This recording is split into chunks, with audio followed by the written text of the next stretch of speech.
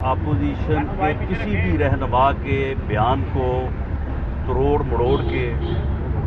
India کے ساتھ منسوب کرنے یا اس قسم کے الزامات لگانے کے علاوہ کوئی کام نہیں. ایک بڑا ہی مستند جو ہے وہ انالیسز ہوا ہے جس کے مطابق آٹے کی قیمت میں اضافے کی وجہ سے جو ہے وہ 950 ارب روپے کا جو ہے وہ ڈاکہ ڈلا ہے عوام کے اوپر. یعنی جتنی آٹے کی کنزمپشن ہے اس کی قیمت کے بڑھنے کی وجہ سے عوام کو ان 2 سالوں میں 950 ارب روپے جو ہے وہ زیادہ دینے پڑے ہیں. اسی طرح سے 300 ارب روپے جو ہے وہ چینی کی مد میں لوگوں کو زیادہ دینے پڑے ہیں. اسی طرح سے 1000 ارب جو ہے وہ بجلی کی مد میں جو ہے وہ اتنی ہی بجلی لوگوں نے خرچ کی ہے، لیکن قیمتیں بڑھنے کی وجہ سے 1000 ارب روپیہ عوام کو زیادہ دینا پڑا ہے. یعنی ان 3 اشیاء میں یعنی بجلی، آٹا اور چینی میں 2250 ارب روپے ان 2 سالوں میں لوگوں نے زیادہ خرچ کیے ہیں، زیادہ دینے پڑے ہیں. یعنی لوگوں پر جو ہے اس حکومت کی وجہ سے ان 3 مدات میں 2200 ارب روپے کا ڈاکہ ڈلا ہے. اگر آپ گیس کو شامل کریں، باقی چیزوں کی مہنگائی کو شامل کریں، اگر آپ سبزیوں کو شامل کریں تو یہ کوئی تقریباً 300 ارب روپیہ جو ہے یہ عام آدمی کی، عوام کی جیبوں سے اس حکومت کے بر وقت فیصلے نہ کرنے کی وجہ سے جو ہے یہ لوٹا گیا ہے. حکومتی فیصلے جو ہے وہ بر وقت نہیں ہوئے، نہ وہ بر وقت فیصلے ہوتے ہیں جس کا پورا بوجھ جو ہے وہ عوام کے اوپر آگے پڑتا ہے. جو آفیسرز ہیں اور ان کی کیبنٹ کے جو ارکان ہیں وہ خود یہ بتا رہے ہیں کہ 5-5 گھنٹے کی میٹنگز ہوتی ہے، میٹنگ کا ایجنڈا کوئی اور ہوتا ہے اور وہاں پہ بات شروع ہو جاتی ہے کہ جی میں چھوڑوں گا نہیں، میں جو ہے وہ جیل میں ڈالوں گا، میں جیل میں کوئی سہولت نہیں دوں گا. یعنی یہاں سے شروع ہوتی ہے اور اسی کے اوپر جو ہے وہ آگے ختم ہو جاتی ہے. یعنی میاں نواز شریف کے اوپر جو ہے وہ تنقید سے میٹنگ شروع کرتے ہیں وزیر اعظم صاحب،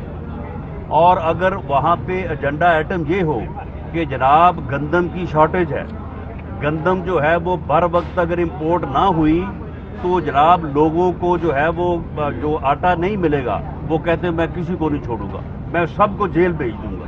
میں نے کسی کو نہیں چھوڑنا. تو یہ جو طریقہ کار ہے، اور اب یہ 2 دن پہلے آئی جی جیل خانہ جات کو وزیر اعظم، اس ملک کے وزیر اعظم نے آئی جی جیل خانہ جات جو پنجاب ہے اس کو بلایا اور اسے کہا کہ میں تمہیں مانیٹر کر رہا ہوں،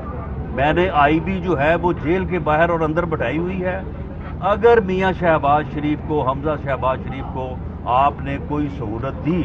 تو میں جو ہے وہ آپ کو چھوڑوں گا نہیں. یعنی اس قسم کی حکومت، اس قسم کا ٹولہ جو ہے یہ ملک کے اوپر جو ہے وہ مسلط ہے، جسے انتقام کے علاوہ اور کسی بات سے سروکار نہیں ہے. رانا صاحب، پارلیمنٹ میں کی ہوئی باتیں باہر کہیں چیلنج ہو سکتی ہیں عدالتوں میں؟ پارلیمنٹ میں جو بات کی جاتی ہے وہ باہر چیلنج نہیں ہو سکتی، اور اس نے سب سے پہلے چیلنج ہونا ہوتا ہے اسپیکر صاحب نے. ایاز صادق صاحب پہ اوپر جو الزام ہے، اگر ان کی بات جو ہے اس سے غلط معنی نکالے جا سکتے تھے یا ان کا کوئی الفاظ جو ہے وہ آگے پیچھے تھا تو وہاں اسپیکر صاحب سوئے ہوئے تھے. اس وقت اسپیکر صاحب جو ہے وہ ان کے بیان کو ایکسپنج کر دیتے اور وہ جو ہے وہ میڈیا کے اوپر یا پرنٹ میڈیا کے اوپر شائع نہ ہوتا، اور باقی پوری جو ہے وہ حکومتی ٹیم وہاں پہ بیٹھی تھی. کسی نے اعتراض کیا؟ ایاز صادق صاحب کے متعلق جو ہے وہ صرف اور صرف یعنی P D M, P M L N اور ان کی قیادت کو جو ہے وہ نشانہ بنانے کے لیے نفرت کا اور انتقام کا جو ہے ان کے بیان کے اوپر جو ہے یہ ہرزہ سرائی جو ہے وہ کی جا رہی ہے. ہم اس مرحلے کے اوپر یہ جو انتقام کی اور یہ جو ہے وہ وکٹمائزیشن کی یہ جو مہم جوئی جو ہے یہ اس وقت نااہل اور نالائق حکمران ٹولہ جو ہے یہ چلا رہا ہے. یہ آگ جو ہے یہ اس وقت جو ہے یہ صرف ایوانوں میں ہے یا یہ عدالتوں میں ہے.